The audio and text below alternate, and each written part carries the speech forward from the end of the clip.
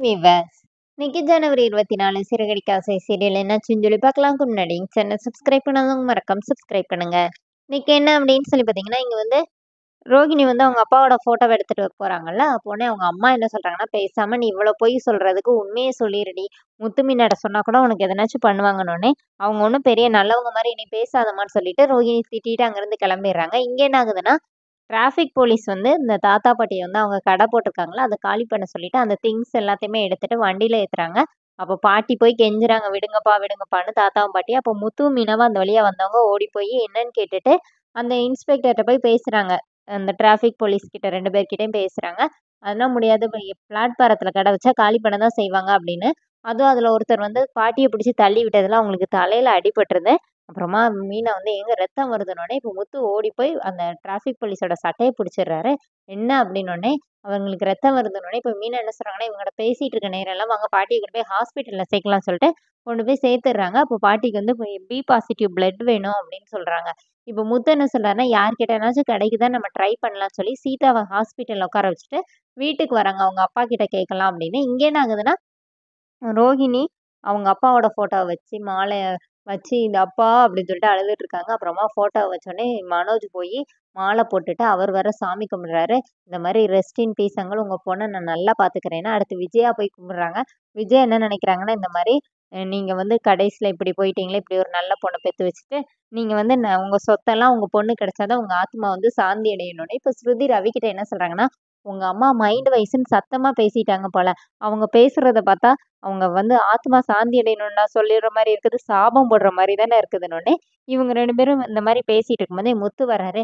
"யாருப்பா இது? நடு வீட்ல மாலைலாம் போட்டு வச்சிருக்கு. திடீர்னு திஷ்டி பொம்மை இது வந்து ஆம்பள திஷ்டி பொம்மையா?" அப்படின்னு சொல்லி கேட்டோனே, "டேய் அவங்க அப்பாடா" அப்படின்னோனே, "அவரா?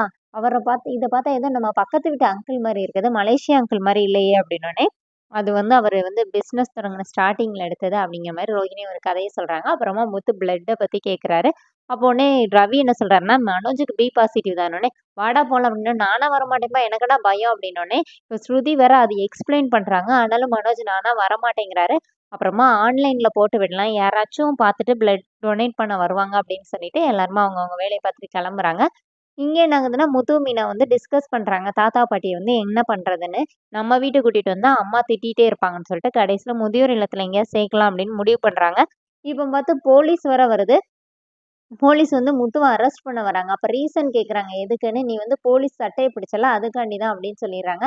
சரின்னு சொல்லிட்டு முத்து என்ன சொல்றாருன்னா, "நான் ஒரு தப்பும் பண்ணல. நான் போயிட்டு வரேன். யாரும் பயப்படாதீங்கன்னு" சொல்லிட்டு போனோனே, ஸ்ருதி வந்து ரவிகிட்ட என்ன சொல்றாங்கன்னா, "மீனா போய் என்னன்னு கேட்டு சொல்லட்டும். அப்புறமா நம்ம வந்து லாயர் வச்சு மூவ் பண்ணலாம்" அப்படின்னு. மீனா கிளம்பும்போது விஜயா வந்து, "நீ பாட்டுக்கு போயிட்டேன்னா யாரு சமைக்கிறது? எங்களுக்கெல்லாம் பசிக்காதான்னோனே" "என்ன அத்த?" அப்படி சொல்லிட்டு மீனா வந்து திட்டிட்டு அவங்க கிளம்பிடுறாங்க. இப்ப ஸ்ருதி வந்து ரவிட்ட கேட்குங்க, "ஏன்டா உங்க அம்மா இப்படி இருக்காங்க?" அப்படின்னு சொல்லிட்டு. இப்ப அண்ணாமலை வேற, "உனக்கு தானே பசிக்குது. நீயே சமைச்சு சாப்பிட்டு தொல" அப்படி சொல்லிட்டு அவர் போயிடுறாரு. இங்க ஸ்டேஷன்ல என்ன ஆகுதுன்னா, முத்து உட்கார்ந்துருக்கிறாரு. அப்ப அந்த அந்த கான்ஸ்டபிள் அந்த டிராஃபிக் போலீஸ் அவர் வந்து வர்றாரு. வந்து முத்துவ பார்த்துட்டு, "இங்க வந்து இப்ப சட்டை புடிடா" அப்படின்னு சொல்லிட்டு வந்து கேட்கிறாரு. "சார், நான் எந்த தப்பும் பண்ணல. உங்க இடத்துல தான் உட்காந்துருக்கேன். ஆனா நான் திமிரா தான் பேசுவேன். ஏன்னா நேர்மையா இருக்கிறவங்க கடவுள் கூட பயப்படணும்னு அவசியம் இல்ல" அப்படின்னோனே, இன்னொருத்தர் வந்து, "வா வேலை இருக்குன்னு" சொல்லிட்டு கூட்டு போயிடுறாரு. இங்க வந்து இவங்க இன்ஸ்பெக்டருக்காக வெயிட் பண்ணிட்டு இருக்கும்போது மீனாவும் வந்துடுறாங்க. இப்ப ரோஹிணியும், மனோஜும் அங்க வந்து அவங்களோட கேஸ் என்னாச்சுன்னு சொல்லி கேட்கறதுக்காக வர்றாங்க. வந்தவங்க முத்துவ பார்த்தோனே மனோஜ் ரொம்ப கிண்டலா பேசுறாரு. "இவன இன்னும் தூக்கி 6 மாசத்துக்கு உள்ள போடுங்க சார். இவனோட அண்ணன் தான் நானு" அப்படிங்கிற மாரி பேசினோனே, எதுக்கு வந்தேன்னு போய் விஷயத்த சொல்றேன்னோனே, "என்னோட கேஸ் என்ன ஆச்சுன்னோனே", "என்ன கேஸ்ன்னோனே", "போச்சு கேஸே மறந்துட்டீங்களா?" அப்படின்னு சொல்லிட்டு மனோஜ் வந்து என்ன கேஸ்ன்னு சொல்றாரு. இவங்களெல்லாம் இப்படி டீல் பண்ணக்கூடாது. என் வழியில தான் டீல் பண்ணணும்னு சொல்லிட்டு மனோஜ் போயி அந்த கான்ஸ்டபிள் காதுல என்னமோ சொன்னோனே, அவர் பலார்ன்னு ஒரு அறை விடுறாரு.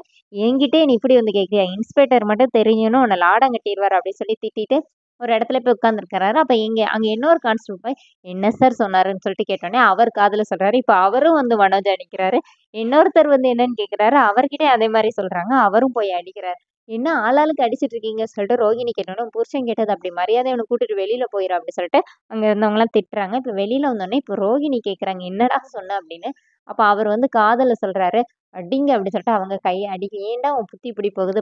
படிச்சு தானே வந்த" அப்படி சொல்லிட்டு அவங்க திட்டிட்டு, "உன்ன கூட்டு வந்தேன் பாரு, என்னைய சொல்லுன்னு" சொல்லிட்டு ரோகிணி கோவத்துல போயிடுறாங்க. இங்க இன்ஸ்பெக்டர் வந்தோனே எஃப்ஐஆர் போட சொல்றாரு முத்து மேல. அப்புறமா முத்துவும், மீனாவும் என்ன நடந்துச்சுன்னு கேளுங்க சார் சொல்லிட்டு நடந்த எல்லாத்தையுமே அவர்கிட்ட சொல்றாங்க.